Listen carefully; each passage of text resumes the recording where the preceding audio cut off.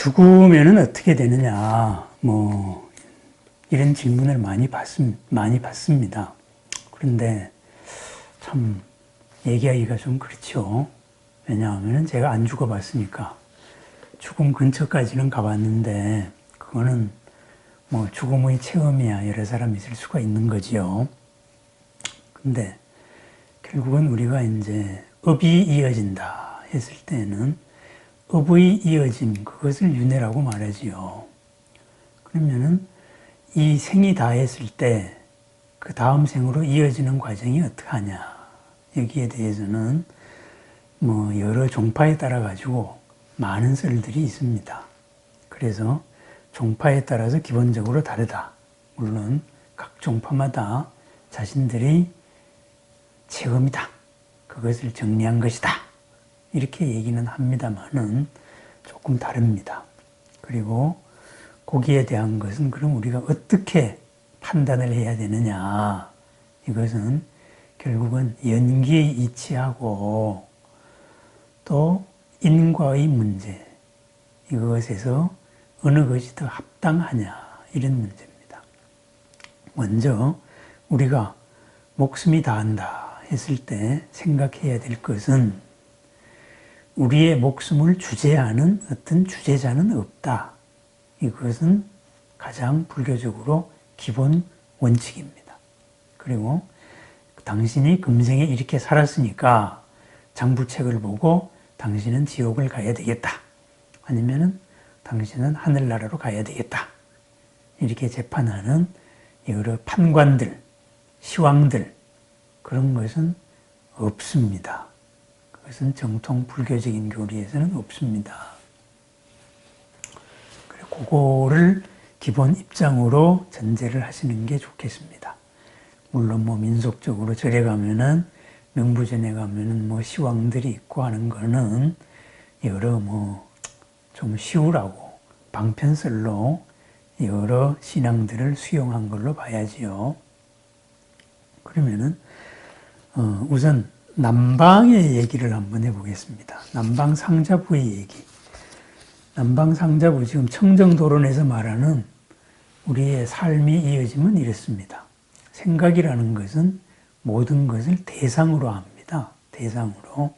그러다가 보면은 우리가 일생을 살다가 보면은 어떤 생각이 대상으로 해서 생각을 하기도 하지만은 아무것도 아닌 상태로 지내기도 합니다. 그래서 그 사이에 이어지는 어떤 거대한 무의식이라 그래도 좋고 잠재의식이라 그래도 좋고 이런 여러 가지 이어지는 의식이 있다 해서 그 마음을 가지고 보통 바왕가라고 말합니다. 그쪽 표현이 그렇습니다. 그래서 이 바왕가가 이 몸이 무너질 때까지 유지한다 이렇게 되어 있습니다. 그럼 몸이 무너질 때는 어떻게 되겠어요? 몸이 무너지면은 바로 죽음의 의식이 나타난다. 죽음의 마음, 임종을 앞둔 어떤 마음 상태가 된다 이거죠. 그때는 아주 찰나적으로 이 바왕가가 평생에 살아온 이 바왕가가 주인 자리를 잃고 바로 평생에 살아온 여러 이것이 총체적으로 어떤 이미지가 떠오른다 이거죠. 그걸 가지고 죽음에 앞둔 마음이다 해서 죽음의 마음, 임종의 한 마음이다. 이런 식으로도 표현을 합니다. 이것은 어떻게 나타나느냐. 살아온 과거의 모든 행위들, 모든 의지 활동들, 이런 것들이 나타납니다. 업이 나타납니다. 업이. 그럼 업들 가운데서는 어떤 업이 나타나겠어요? 강렬했던 업들이 나타나는 거지요. 강렬했던 업들. 보통 그렇고 지난 것보다는 평생에 지금 살아온 이 업덩어리를 끌고 가는 그 중에 가장 강력했던 체험들, 강력했던 어떤 의지들, 이런 것이 나타난다. 그래요. 그것이 다음 생으로 이어지는 것으로 상속이 된다. 그래서 그걸 재생연결시키라 그러고, 그러면은 그게 다시 순간적으로 다음 생의 바왕가를 만들어낸다. 이렇게 말합니다. 두 번째는 이러한 업들이 총체적인 것이 이미지로서 나타난다. 그래요. 예를 들어서 선한 일을 했다. 이런 사람들, 뭐 천국을 그렸다. 이러면은 이제 하늘나라의 이미지가 나타날 것이고, 아주 모진 생각을 했다. 그러면은 아래 세상의 여러 이미지가 나타나겠죠. 또는 어떤 뭐 태어날 장소가 구체적으로 보인다. 뭐 이러고도 말해요. 어쨌든 이런 것이 죽음을 앞두고 나타나는 첫 생각이다 이거죠. 이 첫 생각이 바로 다음 생각, 다음 생을 이끄는 것으로서 재생 연결시키라 그래요. 이것으로서 됐다가 그 이미지에 맞는 그러한 옷을 입게 된다. 태어나는 거죠. 태어나면은 그것이 태어나서 또 그 몸이 닿을 때까지는 이 바완가 상태로서 자기 아이덴티티를 가지고 사는 것이죠. 그래서 이제 이런 방식이 남전에서 설하고 있는 방식입니다. 뭐 청정도론이나 이런 여러 가지인데, 근데 여기서 남전의 이론 체계고 이것이 부처님이 말한 것이다. 이렇게 생각을 하면 안 됩니다. 그래서 부처님은 뭐 바완가라는 말도 하신 적도 없고 죽음의 한 마음이다. 이런 것도 한 적이 없어요. 어쨌든 남방에서는 이 몸이 다할 때 바로 업 전체로서의 강렬한 체험, 강렬한 이미지, 이것이 이미지로 나타나서 업이 나타나서 다음 생을 이끈다. 이렇게 돼요. 그럼 여기에서도 중요한 건 한 가지는 있죠. 기본 원리로서 뭐냐? 죽는 순간의 한마음이나 살아오면서 가장 깊은 체험들, 이런 것들이 다음 생을 이끈다 이거죠. 그럼 가장 깊은 체험이나 아니면 죽음의 한순간은 뭐겠어요? 아무렇지도 않게 살아온 사람이 갑자기, 저번에 제가 자살에 대해서 말씀드린 적이 있는데, 이거는 답이 없다. 죽어야 되겠다. 이렇게 돼서 어떤 원한을 가지거나 이런 강렬한 의지를 가지고 죽었다 그러면 그것이 다음 생을 이끄는 생각이 되는 겁니다. 그리고 살아서 내가 어떤 것을 성취해서 강렬한 기쁨을 느꼈다. 그래서 평균적인 것보다 더욱더 강한 체험으로서 어떤 그것이 있다. 그것이 다음 생을 이끄는 거예요. 또는 예를 들어서 수행을 했다. 수행자다 했을 때는 예를 들어서 수행자가 선정삼매에 한번 들어봤다. 초선정이라도 체험을 해봤다. 이렇게 한번 해봐요. 그렇다면은 초선은 우리 지금까지 생각의 경지를 넘어선 것을 한번 경험한 거거든요. 그래서 여러 가지 초선에서 사선까지가 짬뽕 돼가지고 어쨌든 막막한 사막을 가다가 오아시스를 본 거예요. 그래서 오아시스를 본 어떤 환희 이런 겁니다. 초선을 경험한 사람들의 여러 기쁨이라든가, 그죠? 여러 어떤 가슴이 탁 터지는 체험이라든가 이런 거는 있습니다. 그런 체험을 해보면은 참 강렬한 체험입니다. 살아오면서 경험하지 못했던 체험이거든요. 그래서 선정 체험이 있다 했을 때는 이 선정 체험이 다음 생을 이끄는 겁니다. 왜? 그것이 가장 강렬한 체험이기 때문에 그랬습니다. 어쨌든 그런데 그러면은 이 몸을 버리고 남쪽에서는 바로 다음 생을 얻는다. 이렇게 말해요. 그러면은 그거는 이제 그쪽 주장입니다. 그러면은 우리가 북쪽에서는 어떻게 얘기하느냐? 뭐 선종에서는 뭐 뚜렷하게 얘기하는 게 없습니다. 거긴 교학이라든가 이런 건 좀 두리뭉술이하고, 북쪽에서 대승불교에서 얘기하는 걸로 가장 대표적인 게, 가장 정리가 잘 된 것이 티베트 불교죠. 티베트 불교에 예를 들면 바르도 테돌, 중간계의 이야기, 뭐 흔히 사자이서라고 번역을 해요. 그래, 그쪽에서는 조금 다르게 얘기합니다. 어쨌든 거기서의 느낌은 이렇습니다. 거기서의 과정은, 환생의 과정은 이렇습니다. 금생의 사대가 무너집니다. 이제 이 사대로부터 몸이 떠납니다. 떠났을 때 강렬한 충격이 있습니다. 그 충격으로 인해 가지고 죽음의 상황에서 한 생각을 알아차릴 수는 없습니다. 쉽게 말해서 기절을 해버리는 거예요. 기절. 왜? 우리의 모든 의식이라는 것은 이 육체의 바탕을 두고 있거든요. 그 밑에 보이지 않는 칠식이 있었고 그 밑에 거대한 팔식이 있었지만은 우리가 생각하는 것은 전오식, 안입이 설신 이것으로서 의식을 통해 가지고 생각을 했거든요. 이 체계 자체가 토대가 무너지면서 완전히 기절을 한다. 이렇게 돼 있어요. 기절을 했다가 깨어나고 보니까 그러니까 잔잔한 어떤 호수에 물방울 하나가 몰록 튀어나오듯이 바로 자기의 식이 불쑥 솟았다 이거죠.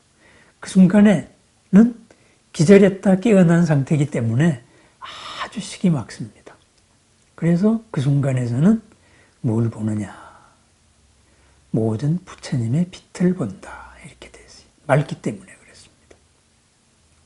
그래서 이 부처님의 모든 빛을 법신 부처님에서 시작해서 동서남북 사방의 부처님의 빛을 봐요. 그래서 그 빛과 하나가 되면은 바로 극락세계로 가는 겁니다. 불국토로 가는 겁니다. 복잡하게 윤회를 안 한다 이거예요. 그런데 그 밝은 빛이 그렇게 좋지만은 깊이 있는 업력에 의해 가지고 좋다는 건 알지만은 따라가지를 않습니다. 이렇게 해서 점점 더 자기 내부에 있는 업이 하나씩 하나씩 힘을 발휘합니다. 이제 기절에서 깨어났으니까 평상시 수준으로 돌아가는 거예요. 이러다가 보니까 법신의 부처님 빛이 사방에 맞아도 그 빛과 하나 되지를 못합니다. 그래서 그 단계가 지나가면은 그 다음에는 사방에 보살들이 나타납니다. 보살들이 또 이 영가에 대해 가지고 진리로서 맞으려고 아름다운 모습으로서 나타납니다. 그래도 그것을 거부를 해요. 그러다가 보면 이제 불보살들까지 갔어요. 그러면 이제 마지막으로 보살들이 원력에 의해 가지고 아주 무시무시한 분노의 존재들, 분노의 신장들의 모습으로 나타나서 정신 번쩍 차리게끔 업에 휩쓸리지 않게 번쩍하게끔 도와준다고 돼 있어요. 그런데도 안 따라가요. 그럼 이제 없어집니다. 이러다가 보면은 그때부터는 자기 평균적인 업이라는 게 뭐예요?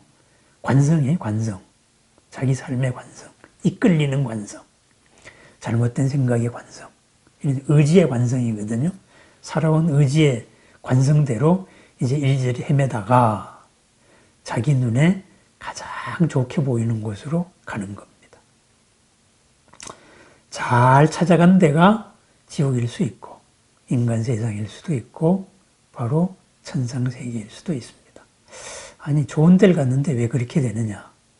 그 자기 업의 눈에 그렇게 보이는 거예요. 근데 이것은 비유를 하자면 이렇습니다. 우리 현재의 삶에서도 열심히 노력해가지고 사람들은 감옥을 갑니다. 이것이 가장 인생의 지름길이다.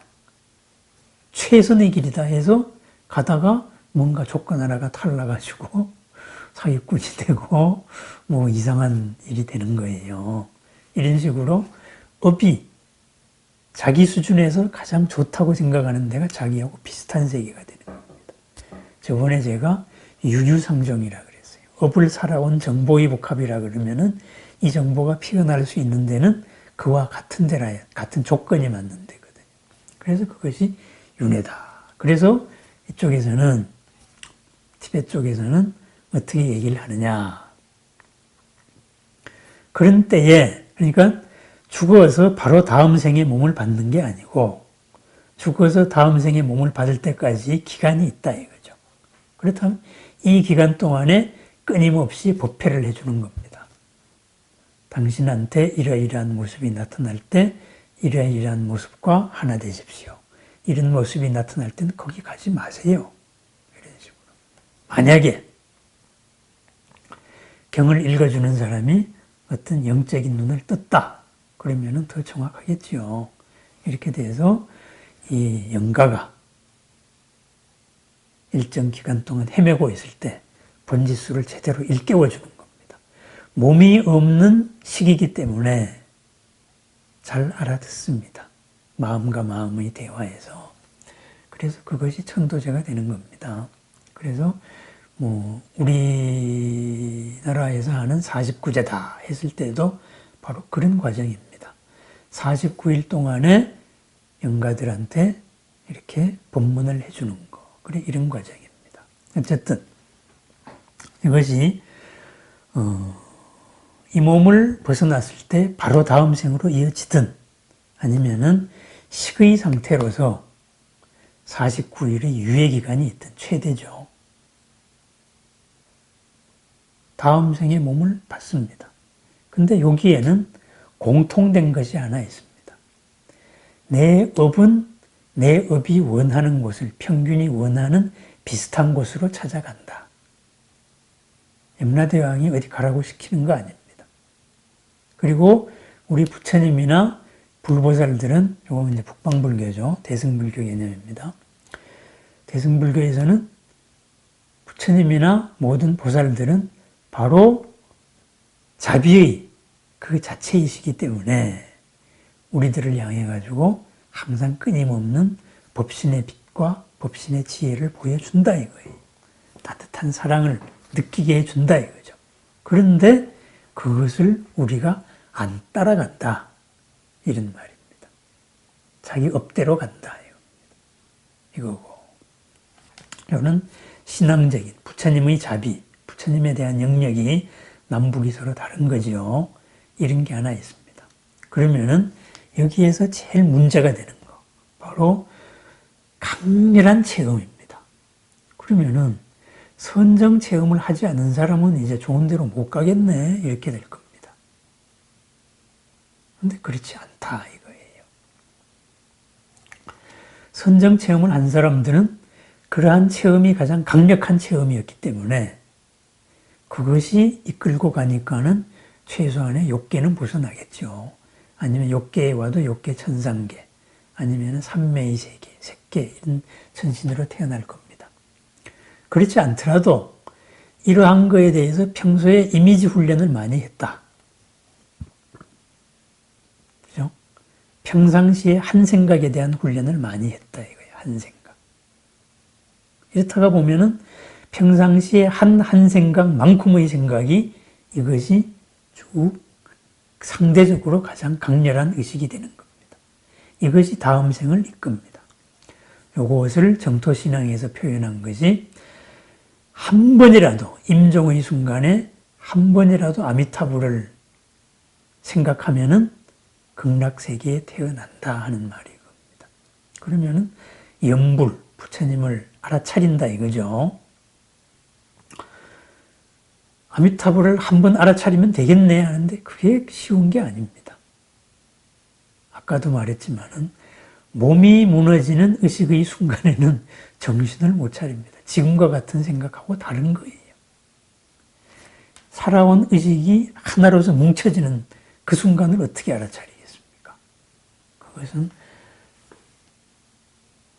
굉장한 알아차림, 수행이 있어야 되는 거죠. 휩쓸려 나가는, 환경의 변화에 휩쓸리지 않는 그런 수행의 힘이 있어야 되는 거예요. 그러니까 평상시에 아미타불의 모습을 생각하고 아미타불의 빛을 생각하고, 그죠? 그래서 목숨이 끝날 때 아미타불 한 분만 생각하겠습니다. 마음은 아미타불이 옥호광, 옥색 광명에서 벗어나지 아니하고 미간에 생각은 그 금빛의 몸에서 떠나지 않겠습니다. 그래서 아집염주 법계관, 염주를 잡고 온 법계를 관합니다. 이렇게 아미타불 염불을 하는 거거든요. 그래서 그것은 바로 한 생각을 만들기 위한 것입니다. 그러면은 이 한 생각은 종교적인 수행으로서도 이루어지고 또 하나는 종교적인 이런 집중에 의해서도 이루어질 겁니다. 그러면은 또 어떻게 이루어지겠습니까? 그죠? 미리 이미지 훈련을 해서도 이루어진다 이거예요. 습관의 관성이 아까 제가 업이라는 게 관성이라 그랬어요. 계속 이런 훈련을 하다가 보면은 그런 상황이 왔을 때 그렇게 된다 이거예요. 운동선수들이 보통 하는 것은 생각을 해서 하는 게 아니잖아요. 수많은 훈련에서 순간적인 판단으로서 자동으로서 하는 것과 똑같은 이치입니다. 그래서 뭐 죽은 다음에 바로 윤회를 하느냐 아니면 일정 기간 지나 윤회를 하느냐 그것은 떠나가지고 이 한 생각이 금생의 모든 업을 이끄는 길잡이가 된다. 이것은 어디에나 교리가 같습니다. 죽음 직전까지의 체험은 뭐 현재에도 연구가 많이 됐습니다. 그래서 어느 순간에 죽음 직전에 몸을 떠났을 때 굉장히 평온함을 느꼈다가 죽음 입구에서 살아온 여러 뭐 책들이 있고 여러 연구도 합리적으로 많이 됐어요. 그래서 그것은 큰 의미가 있는 게 아닙니다. 그리고 죽음 직전의 체험 같은 이런 선정 체험 비슷한 거는 그것도 중요한 게 아닙니다. 그것은 각자에 따라서 좀 다릅니다. 그리고 그것을 또 어느 정도는 이 사람이 체험을 하고 하는 얘기인지 아니면은 어디의 책을 보고 논리적으로 유추해서 하는지 이런 것은 뭐 금방 보면 알 수가 있습니다. 가장 중요한 건 뭐냐? 바로 내 체험입니다. 그리고 계속 연습을 한 내 수행입니다. 그렇습니다. 죽을 때의 내 한 생각을 어떻게 끌고 갈 것인가? 몸이 무너지는 이 순간에 내가 그걸 알아차려낼 수가 있을까? 그러한 수행이 필요합니다. 그래서 우리는 평상시에 신심으로서라도 삶의 방향으로서라도 항상 그렇게 그렇게 24시간을 살지는 못해도 항상 그 삶을 살아나가는 게 이것이 원칙이다. 이런 것을 매일매일 확인해야 되는 이유도 바로 이것입니다. 이것이 올바른 방향이다. 그러면은 그것이 내 다음 생의 길잡이가 되는 거예요. 그래서 인과의 이치 그대로 다음으로 이어진다. 우리 교리에서는 나를 재판할 어떤 심판관이 따로 있는 게 아닙니다. 나를 재판하는 심판관은 내 자신입니다. 우리 북방불교에서는 거기에 모든 부처님들이 원력과 자비의 마음이 우리를 도와주려고 끊임없이 향하고 있습니다. 그래서 우리가 할 일은 그 평생을 살아가는 하나의 원칙, 신심이죠. 거기에 뒤따른 여러 가지 생각들, 이것이 중요합니다. 이러다가 보면은 본능에 이끌려가지고 이게 좋겠지 하고 가려다가 아유, 아니야. 이것이 바로 제대로 보인다. 이거죠. 뭐예요? 있는 것이 있는 그대로 보인다. 이런 여실직연의 이치는 그런 생사에 이어지는 데서도 똑같이 적용이 됩니다. 이것이 그냥 우리 교리입니다. 생과 사가 다른 게 아니고 삶에서 통하는 얘기가 죽음에서도 똑같이 통합니다. 왜? 우리는 부처님이 되기 전까지는 끝없이 사라지는 존재이기 때문에 그렇습니다. 그러면은 전생엔 당신이 뭐였다? 내생에 당신이 어떻게 될 것이다? 뭐 그런 얘기도 하는 사람들이 있어요. 윤회 얘기하면서. 그거는 하나마나한 소리입니다. 그런 소리는 하면 안 됩니다. 그것으로서 사람들이 신기한 걸 끌어가지고 뭔가를 하려는 그러한 전생과 내생을 얘기하는 사람은 오히려 사이비이기 쉽다. 이런 말입니다. 그것을 통하여서 뭔가의 자신의 욕심을 채우려는 이기적인 욕망이 숨어 있다. 특별한 능력을 가진 사람들을 저는 꽤 많이 만났습니다. 운이 참 좋았습니다. 그런데 예를 들면은 상대의 생각의 밑바탕을 읽는 능력이라든가 여러 가지 있습니다. 그런데 그런 거 별거 아닙니다. 그것은 그런 재주 하나에 불과해요. 내 생각을 읽는다 그래서 그 사람이 나보다 뛰어난 것도 아니고 아무것도 아닙니다. 그것은 사람마다 다른 수많은 능력의 차이에 불과합니다. 그래서 그런데 현혹될 것도 없고 오늘 이 순간에 내가 지금 어떤 방향으로 어떤 생각으로 이것을 살고 있느냐 그겁니다. 어제가 오늘에 함축되어 있고 이 오늘이 내일을 이끕니다. 어제와 오늘과 내일 여기의 한 과정에 우리가 몸의 변화라는 삶과 죽음이라는 과정이 있다 이겁니다. 그래서 윤회 얘기를 하다가 보면은 자꾸 신비적으로 빠지는데 생사는 하나이기 때문에 삶에서 통하는 얘기가 그쪽에서도 똑같이 그 과정에서도 똑같이 통합니다. 다만 이런 교리, 학식에 대해서는 교학에 대해서는 교파에 따라서 차이가 있는데 그것은 그 사람들의 영역입니다. 자신의 수행을, 자신의 원칙을 오로지 중요시 여길 일입니다. 하루 어제보다 나은 오늘, 오늘보다 아침보다 나은 저녁 나날이 향상되어진 커가는 그러한 하루를 사는 것이 중요할 뿐입니다. 그것이 내일을 만듭니다. 그것이 죽음의 한 생각을 이끕니다. 편안하고 안락하고 그리고 그러한 표상에서 이루어진 마지막 한 생각. 그것은 쉽게 만들어지는 것은 아니다. 하지만은 그 한 생각이 다음 생을 이끄는 생각입니다. 네, 감사합니다. 이런저런 교리 용어에 너무 매몰되지 마시기 바랍니다. 또 윤회, 전쟁을 얘기하는 사람들에 이끌리지 마시기를 바랍니다. 감사합니다.